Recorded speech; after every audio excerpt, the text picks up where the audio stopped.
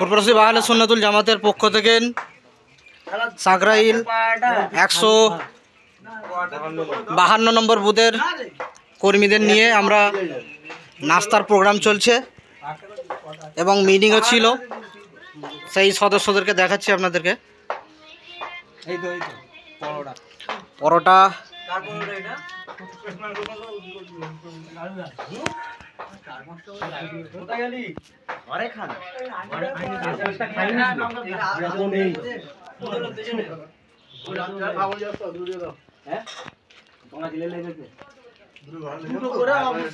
এবার ইনশাল্লাহ আমাদের প্রোগ্রাম আগামীকাল বিরিয়ানির সম্ভাবনা রয়েছে।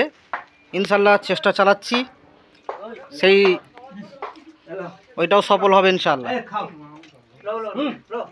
আমাকে কে বললো অর্ধেক ছেলে শাকাহারি আছে, চিকেন করতে হবে।